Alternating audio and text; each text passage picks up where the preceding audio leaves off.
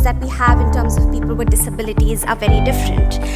It's not normalized. A lot of times we think there are a lot of differences, and I feel that no, and when we call people specially abled, Divyang, differently abled, what you do is put us in a category. You put us as our needs being different to yours.